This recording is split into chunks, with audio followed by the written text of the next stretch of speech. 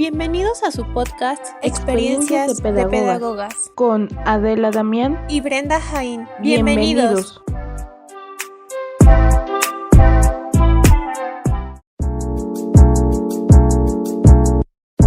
Hola, muchas gracias por acompañarnos en una emisión más de su podcast favorito sobre educación.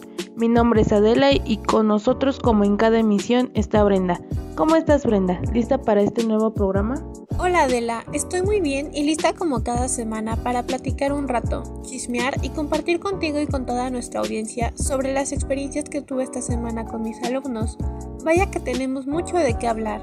Claro, les comento que estuvimos platicando un poco antes de comenzar a grabar y les tenemos preparado algunos consejos, así que les aseguro que será muy interesante. Entonces, Brenda, ¿te parece que comencemos ya? Me parece perfecto, Adela. Entonces, ¡comenzamos!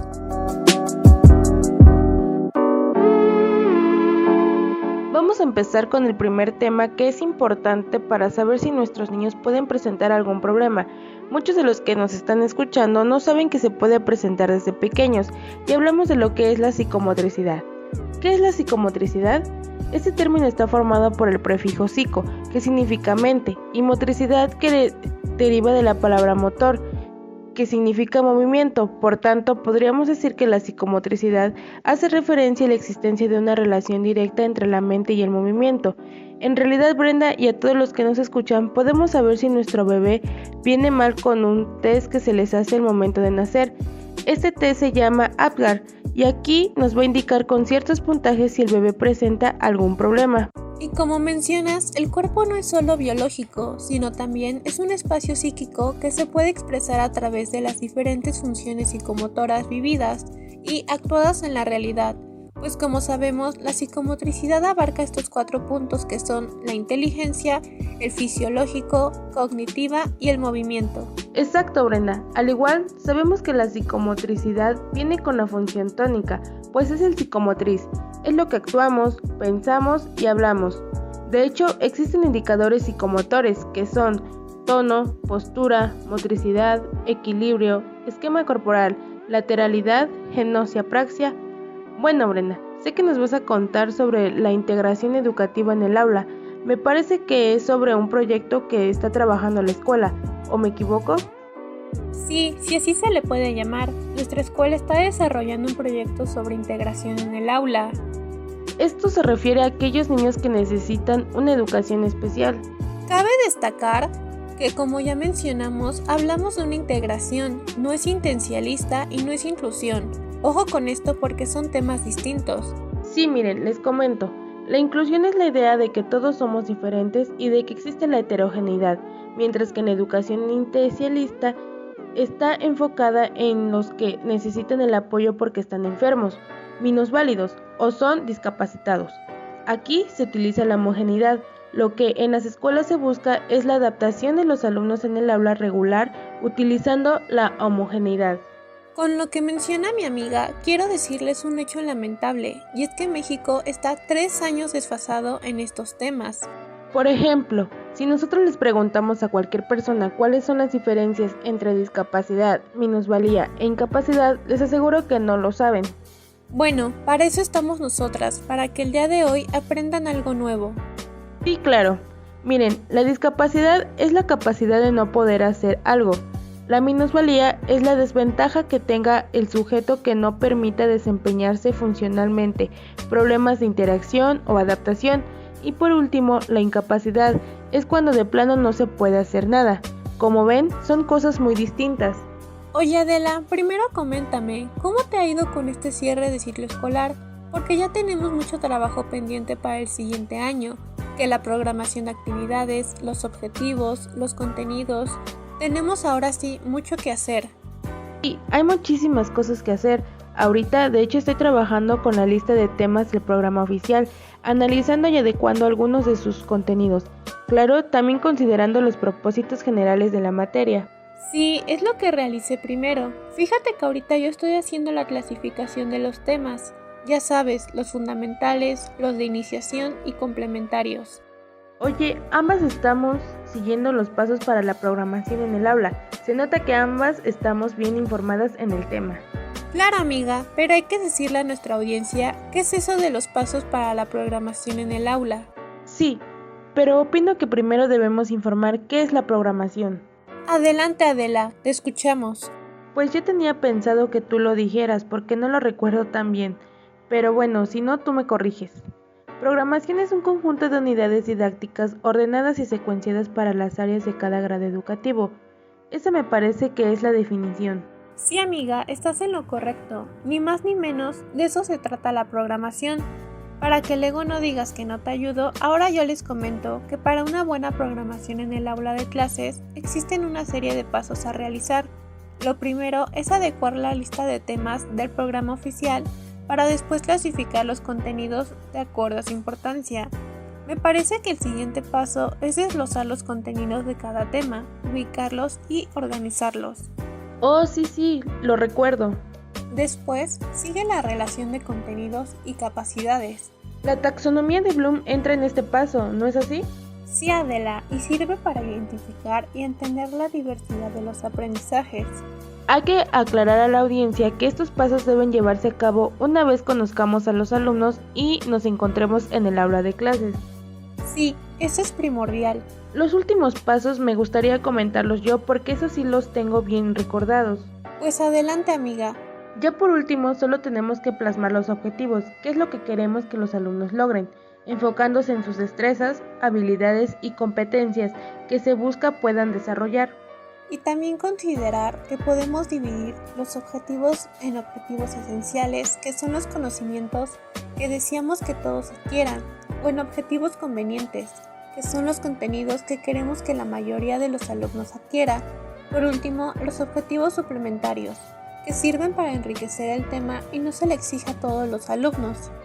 Vaya, eso último no lo recordaba, pero oye, acabo de recordar la programación flexible, que es llevar a cabo la programación partiendo de la diversidad y tomando en cuenta la enseñanza, el aprendizaje y la evaluación.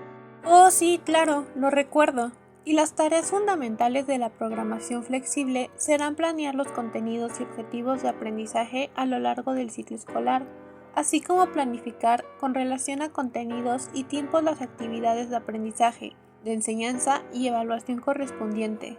Todo esto es muy importante porque como pedagogas y docentes lo debemos usar día a día en las aulas de clase. ¿Sabes qué otra cosa es muy importante en esta época del ciclo escolar? Pues ahorita hay muchas cosas importantes por realizar, pero tal vez te refieres a la evaluación psicopedagógica. Sí, precisamente a eso me refería. Cuéntame, ¿desde qué enfoque has realizado la evaluación psicopedagógica? Hasta ahorita no la he podido realizar, pero estoy considerando usarla desde el enfoque psicotécnico o conductual. Oh, pues creo que ambas son muy buenas a su manera. Me gusta la del enfoque psicotécnico, porque es a través de test estandarizados, con carácter cuantitativo y sus resultados los compara con una medida normalizada. Sí lo sé, es algo complicado porque me gusta que sus test están dirigidos a aptitudes, habilidades, conocimientos, intereses, personalidad y adaptación, y los test son muy objetivos en sus medidas. La representación de muestreos que permiten establecer un punto de referencia y muchas ocasiones pueden darnos una idea del nivel de competencia curricular del alumno. Pero por otro lado, el enfoque conductual también tiene sus cosas buenas. Sí, por eso no sé cuál decidir. El conductual se basa en el análisis de la conducta y describe lo que el sujeto hace y las condiciones bajo las cuales está sometido. También sé que al contrario del otro, este critica el test por los sesgos socioculturales y su falta de validez en una medida correcta. Sí, exacto. Con este enfoque estaría usando la observación o entrevistas. Es difícil la decisión. Mejor cuéntame, ¿tú por qué enfoque te estás inclinando? Bueno, ahorita estoy viendo la posibilidad de usar el enfoque de potencial de aprendizaje. Me gusta porque le preocupa la respuesta educativa que se le puede dar a un sujeto para que se desarrolle y no trata de establecer un diagnóstico del déficit del alumno. Con este enfoque se usa igual los test, ¿no? Sí, así es. También usará el enfoque diagnóstico pedagógico, pues considera la evaluación como un elemento que forma el currículum. También utiliza los test psicológicos, además de los exámenes tradicionales. Lo más complicado es que aquí no acaba nuestra tarea, pues después debemos seguir las fases de una evaluación psicopedagógica. Oh, claro, hay que valorar la información que ya tiene la escuela del alumno, evaluar la situación inicial, lo cual se hace con la ayuda de la observación, analizar los trabajos, pruebas psicopedagógicas y entrevistas familiares. Sí, de verdad tenemos mucho trabajo. Todo se nos junta con las problemáticas que surgen a lo largo de la semana de clases. Sí, así que mejor cuéntame, ¿qué has hecho con tus alumnos en estos días? Hemos realizado algunas actividades y juegos referentes al sonido. He estado investigando y hay muchos juegos y actividades que se pueden hacer. Hemos jugado al pescador, donde todos los niños se sientan en el suelo, con los ojos cerrados y deben estar atentos a pescar con sus oídos. Camino entre ellos y de vez en cuando hago un sonido, y los niños han de señalar con el dedo el lugar donde se ha producido el sonido. Si aciertan, es como pescar un pez. Me parece un juego interesante y divertido. Específicamente, ¿en qué sirve? El juego es simple y ayuda a diferenciar el ruido del silencio. Se escucha muy bien. Yo he trabajado en reconocer ruidos usuales, de la naturaleza y de animales. Para los sonidos de animales hemos jugado a la granja, donde a cada niño le digo un animal que ha de imitar. Cuando lo indique, cada niño imita el sonido que produce el animal que le ha tocado y se juntará con los que están imitando el mismo animal. Eso suena muy divertido. Sí lo es.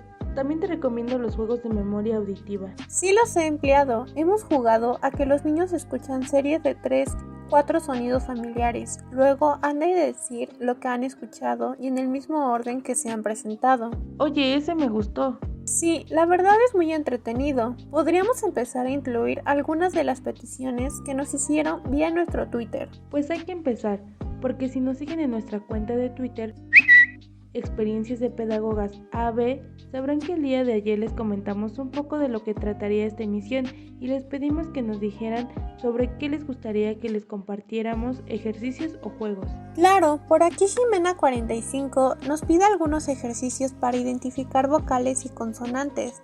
Nosotras hemos elegido para ti algunos ejercicios que son para discriminar auditivamente fonemas vocálicos y consonánticos. Para ambas, vocales y consonantes, te sugerimos que les des indicaciones a tu pequeño como por ejemplo, para la E saltar, para la I levantar la mano, para la O sentarse, para la U levantar la pierna y así jugar por un considerado tiempo con él. Por este lado, el papá Luis M2 nos pide algunos juegos de soplar. Te compartiremos 2 ejercicios de soplo. Uno de ellos es para controlar la fuerza al soplar. Puede poner papelitos o confeti en una mesa y decirle al niño que trate de quitar un papelito con un soplo y después que quite todos los papelitos de un solo soplido igual. Ahora, para la direccionalidad del soplo, puedes jugar futbolito con el pequeño, una bola de papel y 2 porterías que colocarás a los extremos de una mesa y así jugar hasta meter gol. Para terminar esta primera parte de peticiones de la audiencia, está por aquí Vania33 que nos pide ejercicios para la movilidad de la lengua. Hay muchos ejercicios para esta parte del cuerpo. Nosotros te recomendamos simplemente movimientos de la lengua. Tocar con la punta de la lengua el labio superior e inferior alternativamente, a diferentes ritmos, o sacar y meter la lengua a un ritmo específico igualmente. Como ya lo dijo Brenda, esta ha sido la primera parte de sus peticiones. Mientras les seguiremos comentando un poco de lo que ha pasado en esta pasada semana de clases. Estábamos comentando que hemos trabajado un poco con el lenguaje oral.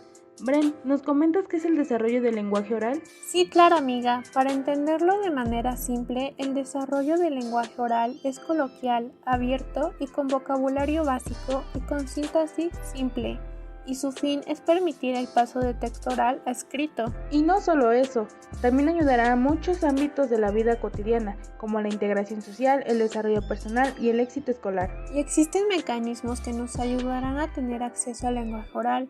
Por ejemplo, el oído permite la comunicación con el mundo exterior.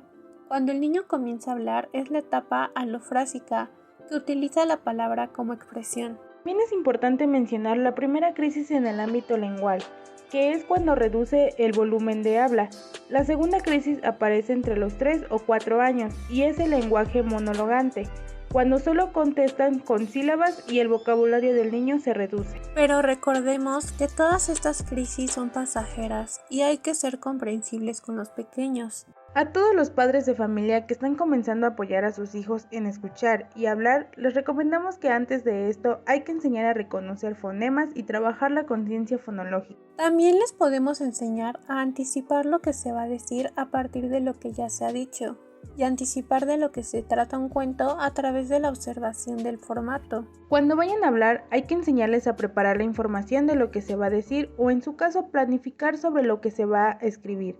Todos estos son algunos de los consejos que como pedagogas les hacemos. Del habla ahora pasamos a la escritura, que van de la mano y hemos comenzado a trabajar también esta semana con nuestros alumnos. Sí, en mi caso he estado trabajando con la interpretación del gesto gráfico, recordando a nuestra audiencia que un trazo es una relación con el mundo y con los demás que implica la actividad corporal, emocional e intelectual. También aquí cabe mencionar lo que es la expresión grafomotriz, que es cómo interpretar los signos gráficos en el proceso de la comunicación escrita. Existen algunos elementos que nos ayudarán a entender mejor esto. Por ejemplo, en el niño existen leyes neurológicas que regulan su crecimiento y depende de la coordinación de movimientos para la escritura. También existen instrumentos que crean reflejos neuromotores y se transforman en habilidades grafomotoras. Estos se dividen en naturales, que son los que pertenecen al cuerpo, como manos, dedos y pies, y los artificiales, que permiten conseguir el grafismo, ejerciendo presión en esponjas, algodones, brochas, pinceles o tijeras, entre otras cosas.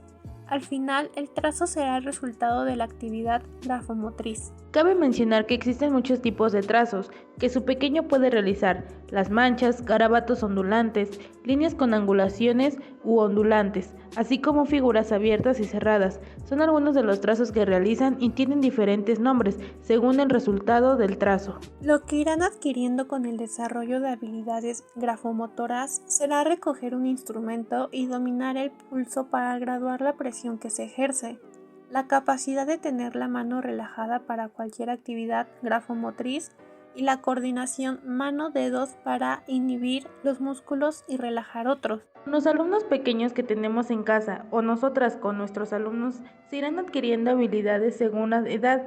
De 5 a 6 años se introducen los conceptos de izquierda a derecha. Después de 6 a 7 años surge la localización de los elementos en el espacio con referencia al eje corporal del niño. Ya después, con 7 u 8 años de edad, es el momento de introducir el eje de simetría. Pero cuéntanos, Brenda, ¿qué más me puedes decir sobre el desarrollo del proceso lectoescritor? Muy bien, pues mira, este proceso de enseñanza-aprendizaje lectoescritor va a iniciar a desarrollarse por el niño, que le va a entrar el interés de querer comunicarse. ¿Recuerdas algún autor que hable de este proceso en los niños? Creo que sí, te lo voy a mencionar y me dices si estoy en lo correcto. Uno de los autores que habla sobre este proceso es Graves. Menciona que antes de ir al colegio pintan las paredes, suelos, periódicos con pintura, tiza, bolígrafos o lápices, con cualquier cosa que haga unas marcas. Estas marcas del niño dicen soy yo. ¿Es correcto? Claro, Adela, estás en lo correcto. Mira, te comento que existe un conflicto respecto al desarrollo del niño en esta etapa de querer comunicarse. Y es que, como sabemos, los pequeños quieren comunicarse y una de las maneras es que empiezan a hacer garabatos en hojas blancas. Los guardan y se los entregan como muestra de una carta para su madre o a alguien con los que se sienten cómodos. ¿Has tenido alguna experiencia similar? Recuerdo que sí, en varias ocasiones, y son de las mejores experiencias. Exacto, y esto lo podemos confirmar con el siguiente autor, Rius, que habla de este descubrimiento respecto a los niños. Algunos quisieran minimizar este hecho atribuyéndole a puro mimetismo infantil, pero lo cierto es que el niño que vive en medios totalmente aculturales vive también esta experiencia que podríamos calificar de descubrimiento. Bien, Brenda, hemos hablado sobre el desarrollo lectoescritor, pero ¿puedes decirle a los que nos están escuchando cómo se adquiere esta habilidad lectoescritura? Con gusto, Adela. Es necesario el desarrollo de habilidades perceptivo-motoras, tales como en la coordinación oculomanual, orientación espacial, lateralidad, ritmo, etc. Este programa parte de la idea de querer leer es comprender y escribir es producir. Para conseguir la comprensión y la producción, estos llevan una serie de procesos cognitivos que se contemplan en esta propuesta de programa de acceso a lectoescritura. En esta ocasión intervienen 4 procesos cognitivos en la lectura de acuerdo con Cuetos. Te platico de 2 y me ayudas tú con los otros 2. Vale, me parece bien. Entonces comienza. El primero es el proceso perceptivo. Consiste en que el mensaje sea procesado. Se tiene que tener previamente recogido y analizado por nuestros sentidos. El siguiente es el proceso sintáctico. Cuetos manifiesta la asignación de las etiquetas correspondientes a las distintas áreas de palabras que componen la oración, una especificación de las relaciones existentes entre otros componentes, y por último, la construcción de la estructura correspondiente mediante el ordenamiento jerárquico de los componentes. Bien, estas son las 2 de los procesos cognitivos en la lectura. ¿Me ayudas con los otros 2? Por supuesto, Brenda. Otro de los procesos es el procesamiento semántico, que consiste en extraer el significado de la oración o texto e integrarlo junto con el conocimiento que posee el lector. Y el último proceso es el procesamiento léxico, es el reconocer el significado de las palabras. Adela, ¿qué te parece si volvemos a las preguntas de nuestras seguidoras vía nuestro Twitter? Experiencias de pedagogas AB. Por supuesto, aquí nos dice Pablo-85 sobre si existen modelos para leer la palabra escrita, y por supuesto que sí. En este momento te vamos a mencionar las 2 que existen y en qué consisten. Te interrumpo, compañera. También, si me lo permites, mencionaremos los pasos que siguen estos modelos. Con gusto. Esto le ayudará a entender más estos modelos, que le serán de gran ayuda para poder conocerlos y llevarlos a la práctica. Bueno, Pablo-85, uno de los modelos que se utiliza es la vía directa o ruta léxica, y este consiste en el reconocimiento a golpe de vista de la palabra escrita, tal y como ocurre cuando observamos y reconocemos un rostro, por lo que solo es posible con las palabras escritas que el lector ha visto antes y de las cuales ha formado y guardado una representación visual en su memoria. Para esta vía se necesita de 5 pasos, que son las siguientes. El primero es el análisis visual de la palabra escrita. Consiste en el procesamiento perceptivo global de la palabra que pretendemos decodificar. El segundo es el reconocimiento de la palabra, búsqueda y emparejamiento de la palabra procesada con las representaciones almacenadas en el léxico visual. El tercero es la asociación de la palabra reconocida con el significado o los significados existentes en nuestro sistema semántico. El cuarto es la recuperación en el léxico fonológico de la pronunciación que se corresponda con el significado anterior. Y por último, la producción oral de la palabra. Muy bien, Adela. Si gustas, te ayudo con la siguiente. Brenda, claro. Otra vía es la indirecta o ruta fonológica. Consiste en la transformación sucesiva de las letras en sonidos, mediante la aplicación de las reglas del código alfabético. Esto exige que primero se transforme lo escrito en oral. Tiene más pasos, los cuales son: primero, el análisis visual, que se centra en cada una de las letras que constituyen la palabra, siguiendo el orden en que aparecen en la palabra. Segundo, la identificación de las letras. Es la identificación de cada una de ellas al comparar lo que vemos con las formas almacenadas en nuestra memoria. Tercero, es la asignación de fonemas. Se aplican las reglas de conversión grafema-fonema propias del código alfabético en nuestro idioma. Cuarto, la articulación. Los fonemas son derivados al sistema encargado de su articulación que la lleva a cabo. Quinto, el análisis auditivo. Al producir oralmente la cadena de fonemas, oímos lo que decimos y realizamos un análisis auditivo de esos estímulos. Sexto, es el reconocimiento auditivo de la palabra. Si la secuencia de sonidos que estamos escuchando coincide con alguna de las palabras que forman nuestro vocabulario, podremos ahora reconocerla. Y por último, el paso 7 es la comprensión del significado. El reconocimiento de lo que oímos permite el acceso a los significados almacenados en el sistema semántico, la comprensión de la palabra leída. Y claro que llevan más pasos, pues esta vía resulta un tanto complicada, ya que necesita un desciframiento de las palabras para comprender la lectura. Bueno, Pablo-85, esperemos haya quedado claro o más entendible si es que ya tenías un conocimiento al respecto de estas vías. Pero Adela, ¿qué crees? Se nos acaba el tiempo, tenemos que ir un poco más rápido. Oh, cierto. ¿Qué te parece, Brenda, si respondemos una última pregunta de nuestros seguidores antes de terminar con esta emisión? A mí me parece perfecto. Terminemos con una de las preguntas que más nos han estado haciendo sobre las matemáticas. Susana96B nos pregunta, mi hijo va a empezar su curso de matemáticas. ¿Algún consejo o actividad que deba realizar mi hijo para estar preparado para entrar al mundo de las matemáticas? Si me lo permites, Brenda, diré lo que recuerdo y después me podrías ayudar con los que me falten. Adelante, buena idea. Gracias. Para poder comprender de buena manera las matemáticas es necesario aprender a retener mentalmente un objeto, no presente o transformado. Me parece que a esto se le llama la conservación del objeto.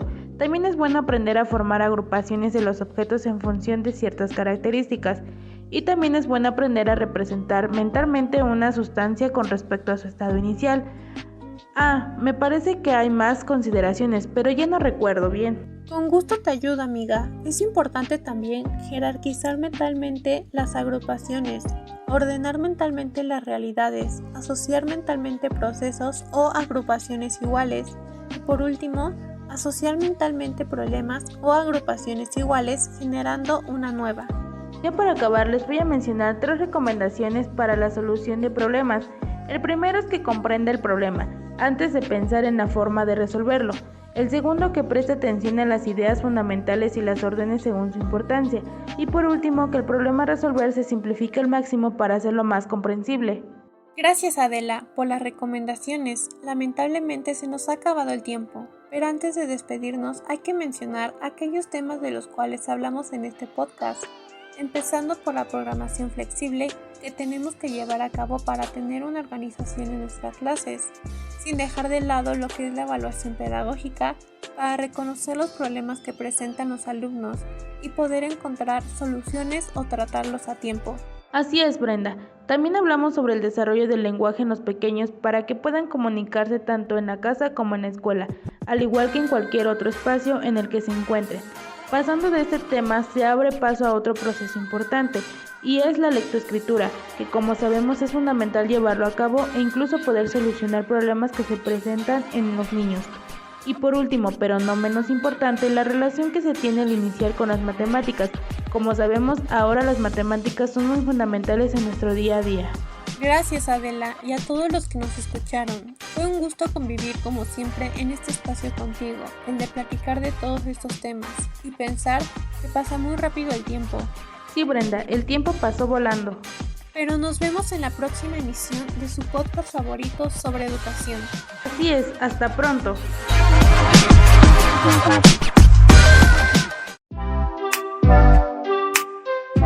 Gracias por escucharnos en su podcast Experiencias de Pedagogas con Adela Damián y Brenda Jaín. Hasta la próxima.